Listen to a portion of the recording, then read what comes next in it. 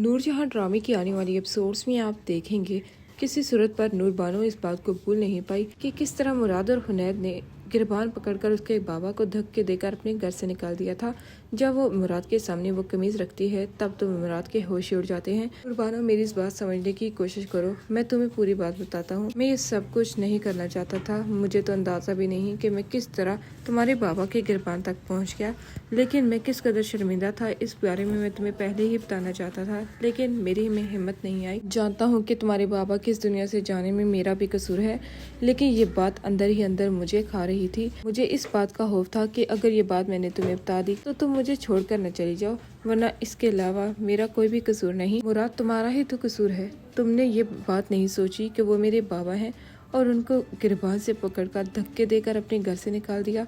अगर तुम्हारे दिल में मेरे लिए सच्ची मोहब्बत होती तो कभी भी मेरे बाबा के साथ इस किस्म का रवैया या सलूक न रखते। मैं अब तुम जैसे शख्स के साथ ज़िंदगी नहीं गुजार सकती। तब तो मुराद के होश उड़ जाते हैं। वो नूर बानो से मोहब्बत करता है और कहीं ना कहीं नूर बानो भी मुराद से सिर्फ और सिर्फ अपने बाबा की वजह से वो मुराद की ज़िंदगी से अलग होने का फैसला कर लेती है। लेकिन मुराद आखिरकार नूर बानो को इस हद तक समझाने में कामयाब हो जाएगा कि उसका इसमें कोई भी कसूर नहीं, जो कुछ भी हुआ वो गलती से हुआ और वो इस पर काफ़ी ज़्यादा शर्मिंदा है। वह नूर बानो से कहता है कि वो उसे उस घर में उसका हक लेकर देगा और नूर जहां की हर बात को गलत तस्लीम करता है नूर बानो के सामने। इधर अगर बात करें माहा की, जो सफीना से कहती है मैं ये जॉब नहीं छोड़ना चाहती, लेकिन मुझे समझ नहीं आ रही कि सफ़ीर की मम्मा को मुझसे मसला क्या है। अगर मैं जॉब करना चाहती हूँ मुझे बार बार मना क्यों कर रही हैं। ये जानते हुए भी इस घर में उनकी शर्तों के मुताबिक आई थी।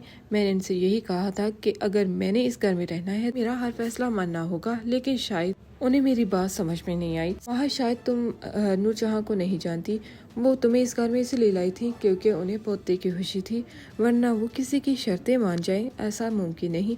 नूर जहाँ को तुम जानती नहीं, अपने मकसद के लिए किसी भी हद तक जा सकती हैं। फीना की इस तरह की बातें सुनने के बाद माह सफ़ीर से इस बात का फैसला करवा लेती है कि उसे खुद से और अपनी माँ से कोई ना कोई फैसला करना होगा, या तो वो उसे छोड़ दे या अपनी माँ को छोड़ दे। लेकिन सफ़ीर काफ़ी ज़्यादा हैरान हो जाता है। माह की इस तरह की बात सुनने के बाद वो माह को नहीं छोड़ सकता।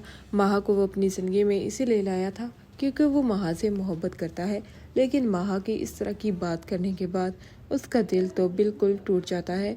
उसे समझ नहीं आती कि अगर उसने माह को छोड़ दिया तो ये घर जायदाद वो सब कुछ उससे छीन जाएगा, और उसने अगर माह के खिलाफ फैसला किया तो माह उसे हमेशा के लिए छोड़कर चली गई, जिस तरह सुंबल उसकी ज़िंदगी से चली गई। और वो किसी सूरत पर इस बात को कबूल नहीं कर सकता कि वो अपनी ज़िंदगी बर्बाद कर दे।